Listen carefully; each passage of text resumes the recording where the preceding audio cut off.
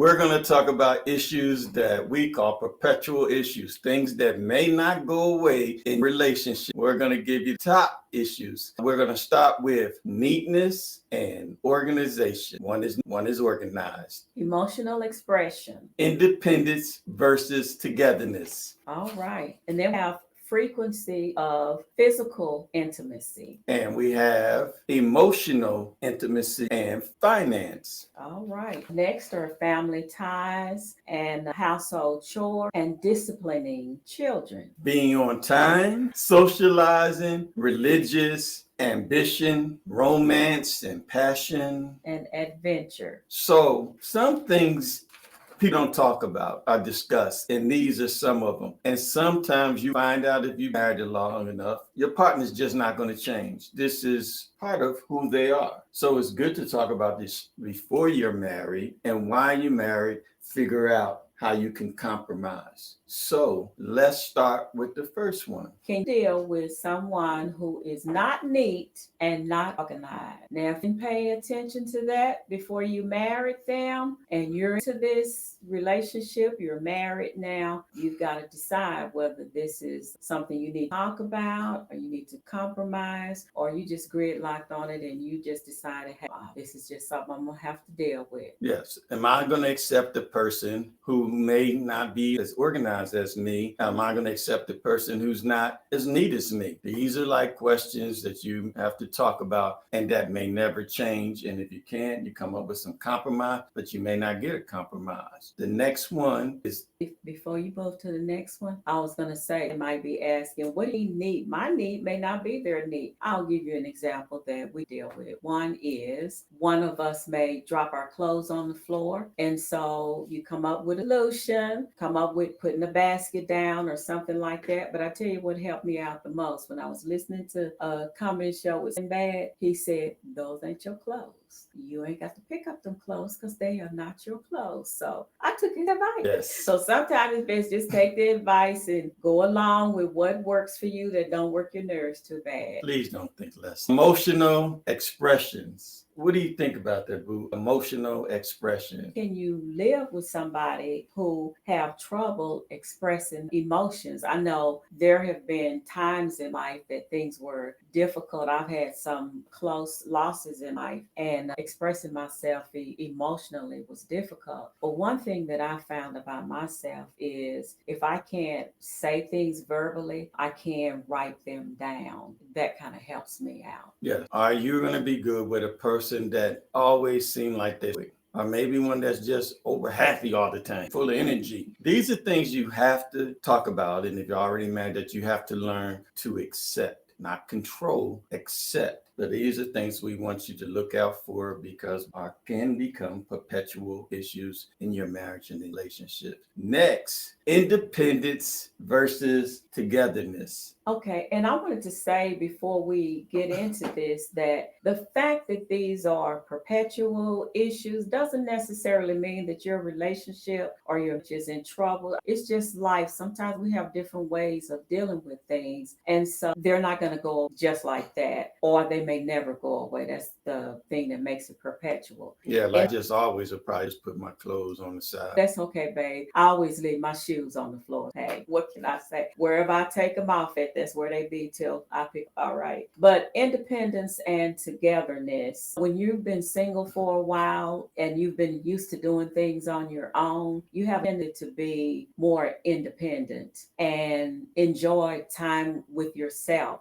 But when you have a partner and you're in a relationship, you learn how to manage that time, right? It's mostly in finance. Some people, that's your money, that's my money. If that's good with you, fine. The independence is, I don't like to socialize or go out with people. I'm not one of those, you need to be on my side of my hip. It's not going to change because now you're Mrs. Jones or because you're Mr. Jones. That's going to be perpetual in your relationship. So you need to say now, hey, Ken, it's all right with them being independent. In ours, it wouldn't have been all right. We're interdependent on each other. We depend on each other. We want each other. Not to say that someone who's independent doesn't want the person, but saying this is what works for us. You can't be in a relationship and say I'm independent if it doesn't work for you. Number 4, boo. Frequency of physical intimacy. Let me tell y'all what I mean by that. Sex. Okay. One of y'all, are you good with somebody who doesn't want to have physical intimacy as much as you do? Is that going to be okay with you? And you find out, and if you find out you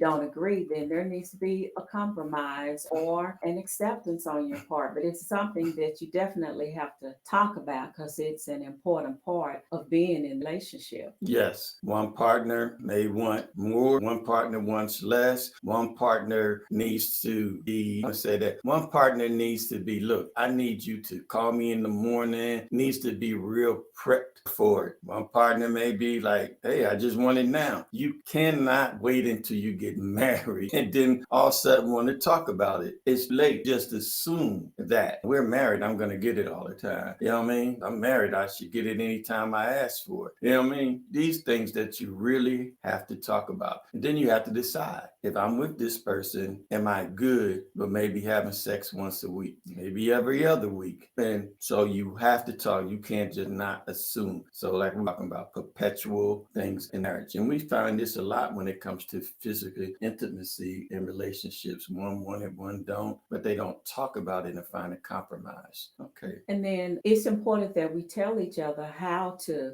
get the other person. For a lot of women, you want what we call foreplay, which doesn't start in the bedroom. It starts early in the morning. You talking to me, calling me, letting me hear from you, playing music that you know I like and that sort of thing. So we teach each other how to get each other in mood so that both can be there to enjoy that kind of time. And you still may not get any. Okay, emotional intimacy. Emotional intimacy. That means being connected to each other, aware of how each other is feeling, aware of the being that's next to you, aware of things that they need by talking to them. With a person who is not emotional, connected to you now, they're not going to get connected to you later. If they're not the person that holds your hand, if they're the person that gives you flowers, if they're not the person, the woman that go out there and just do nice things for you, bring your shirts home or whatever, it doesn't change. And you deal with that. They're the person that may be emotionally disconnected. And if feeling that way, you certainly need to say something or talk about it, maybe even being about what it is that you need from that person emotionally. All right. So next one is finance. Now, I have some personal feelings that I feel about this because of things that I've experienced. One thing is I feel like there is no option to that you both need to know what's going on financially in your household. Because if something happens to one of you, the other person needs to know. So I'm just going to say, if you're married, you need to know that. Certainly, before you get married, that's something you may want to talk about. How important is it that we keep each other in tune with what's going on financially? Yes. And like they say, these and someone who's married out there right now looking are perpetual things that are going to change. So there's no sense of getting upset, being upset. You have to learn, how am I going to deal with it? If you're not married and in a relationship, when it comes to finance, this is time. You cannot be thinking, oh, when we get together, it's going to change. I'm going to make him or her more responsible when it comes to money. They be who they are. They may care about retirement. They want to live for today. They just may not worried about a credit score, buying a house later on. But you just think your dreams are someone else's dreams because you never talked about them. And finances are one of the things that a lot of relationships, what did you do with money? Why are you doing it? Arguing over things that could have been taken care at the beginning, having a budget, having a path, have a purpose for your money. You have to find out, can you live with that? Okay, next one, number 7, is family ties. Family ties. Every family is different. I want to go to my mom's house and I want to go to my mom's house. And how are we going to deal with that? We're going to switch every year. You go to one side, I'm going to go to one side. These are things that you must talk about. And you may have a partner who's, I don't like going going to your family functions. You can't get mad and upset. And so that's what he should want to do. And that's not who they are. You have to learn to accept your partner, because these issues will be perpetual. And in no sense of just arguing about things, you're not going to change from that person. And I think too that if you're close to your family, you need to let that person that you're planning on being with know that close, that you do a lot of things with your family, you hang out, and then you need to pay attention to whether they have any close ties with their family or not. Everybody's family is not the same, so you both have to figure out how to handle it when it comes to holidays and things like that, as we said before. But the problem comes in when a person pretends that they like hanging out with your family, or they say they do, or they've always been there, and then all of a sudden once you get married, it's I'm not doing that anymore. And you're like, what happened? You did it prior to this. So then that's when you have to decide what you're going to do. Is there going to be a compromise, or just gridlocked on that, and you have to figure something else out? That's why it's so important to talk about it before. And I see someone's been faking it all the time. If you would have just asked them the question, then later on you can hold them accountable for it because you talked about it. You just watch. You need to ask. So later on, I'm gonna say, no, we talked about this and I feel deceived. Next, household chores. So now, are you going to be good with someone who one or two things they feel like they have to do any household chores, that housework is women's work and men should handle the cars and machinery and everything outside of the house? Are you good with that, or are you okay with someone who said we can do it equally? We have a set thing that we do. And we're talking about household chores. Before you get married, are you gonna do the dishes 3 times a week? You need to go down the list and talk about it and not assume. Are you make the bed? Don't make the bed. Are you gonna do laundry? You talk about those things before. If you're already married, then maybe just come up with a list. Maybe they're like, no, I'm not that kind of person. That's one of those perpetual issues. Instead of arguing about it, you need to, unfortunately, not in everything, look, I'll accept that's not stone that's going to sink our marriage. You know what I mean? That's something I just skip along and say, that's just them. I'm okay with that. So you don't have to argue about it. When I think about it too, it is a little unfair for one person to be doing all of the chores. So I definitely think it's something that be shared. Now, the quality of it, okay, that's up for grabs. That's why we talk about things being perpetual. Yeah. Oh, I think it should be like that. No, that's not how I feel. I think a woman should be doing this and that, and a man should be doing this and that. So if you don't talk about it, then when you're stuck in it, then you're not like, is that worth leaving? You have to make your mind. No, it's not worth leaving. We'll work out something. Next thing is disciplining. So are you a strict disciplinarian, or one that just let the kids swing off the layers? you see how women go from one extreme to the other. Hey, I don't discipline them, so you're just letting them do anything. But you needed to decide and talk about it. With our daughters, we had different ways of dealing with things. I was like, I want my daughter to experience going to house parties, whatever, while she's at home before she went away to college. I want to see her friends come in the house. So when it came time to discipline our daughter, my wife first started, you're soft. I'm like, no, I want to experience things. I wanted her to come and talk to me. I have my things where they already know not to cross, but maybe in a blended family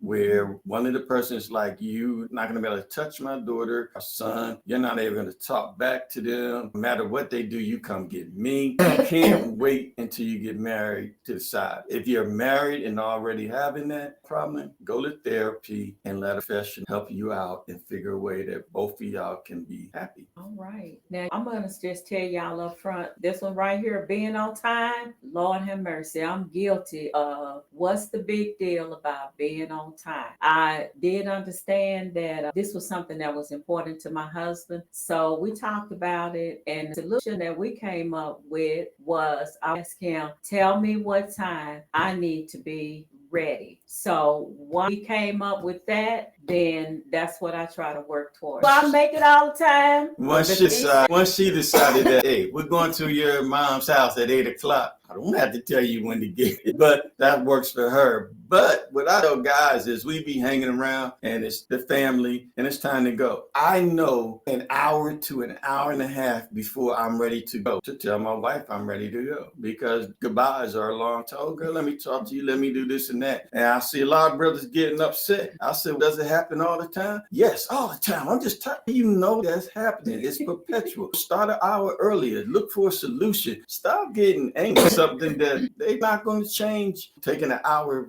when it's time to leave. So can you live? Okay. Next is number 11, socializing. Your partner may be what they call them, a social butterfly.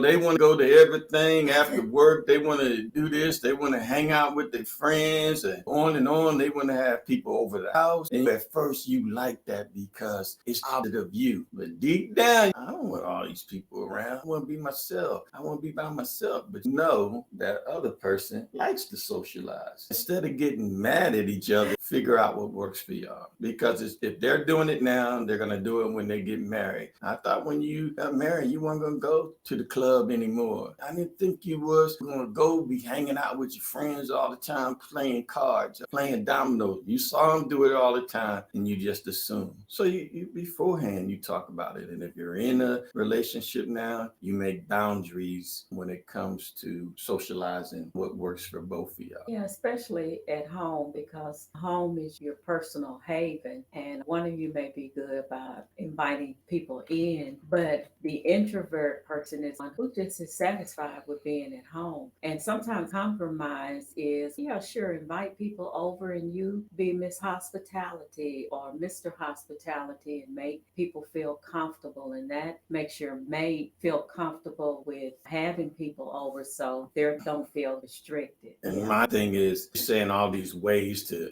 make it better. No, personally, that's not me. That's not what I want to be. So that's, again, always used to talk about, again, talk about it beforehand. Yeah, I was reading some of the comments here.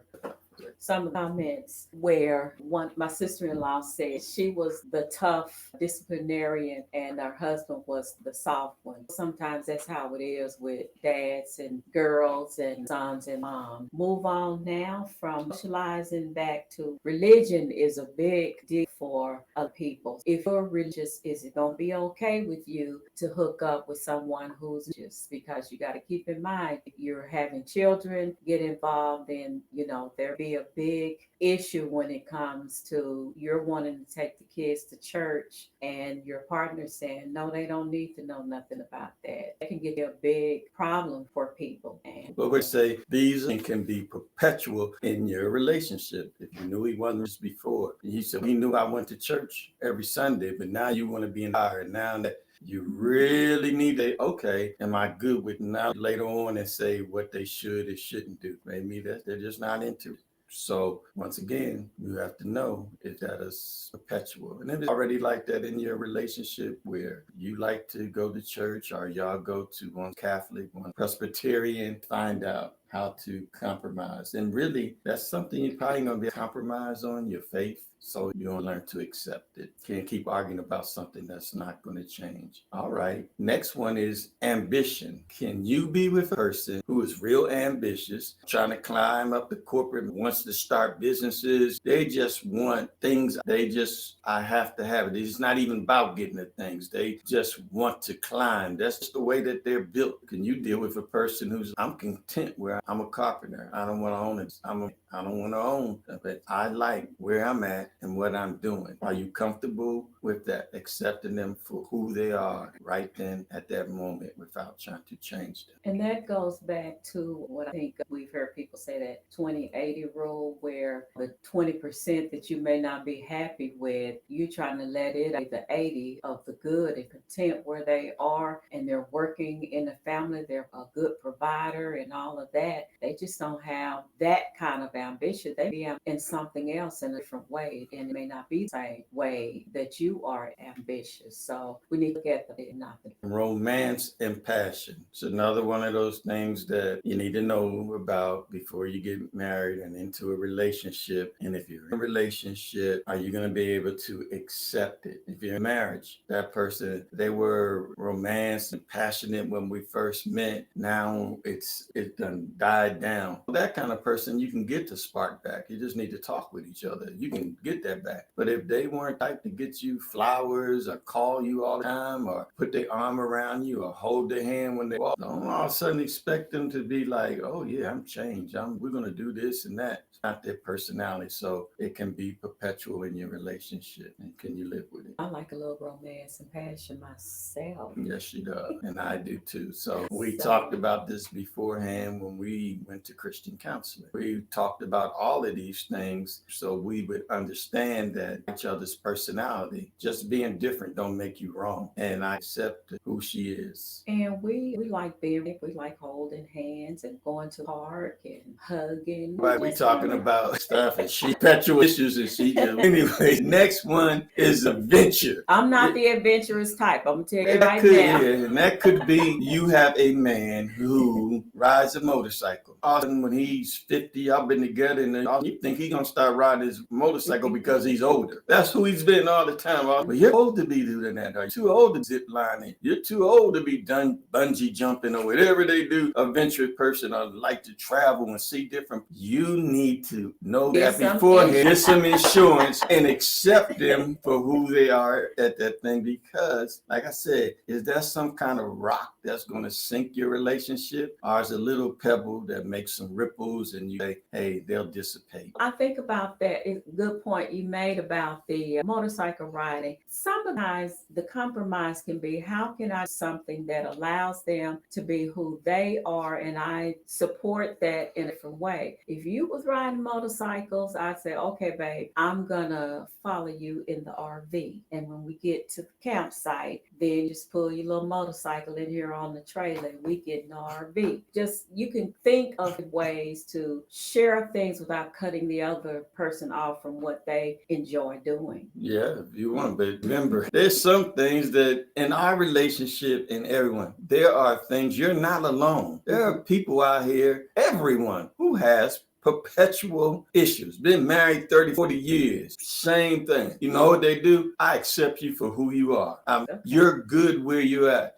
I'm not going to keep bringing it up and making it up because you're not being who I want you to be. I just thought about something. Now, some people don't know this about me, but I love to garden. My husband don't stop me. In fact, what he does is if he see flower pots or plants or seeds or whatever, he'll bring that out. But he ain't finna get out there and start digging and stuff. And he might plant something he likes to go out there and do all the stuff that I do to plants and all that. He's not doing that. And I don't expect him to because that's not his thing. So yeah, he accepts that about me, and that's fine. My wife accepts me playing golf. Yeah. I wish he would come out, but I know it's too high. I don't want to mess up her head. I'm good with that. And we have all kinds of things, ambitions, how we are different when it comes to ambition, education, but we accept each other for who we are instead of trying to say they could. Oh, it's a possibility. Oh, yeah, I know if I just give them the right push. Oh, if I just give her the right encouragement, all she need was a good man behind her. So we appreciate you. Make sure that you share. Make sure that you comment. Make sure you watch the video after this one. God bless y'all. See you next week. Say bye. Bye. See y'all later. Love y'all, family. Love y'all.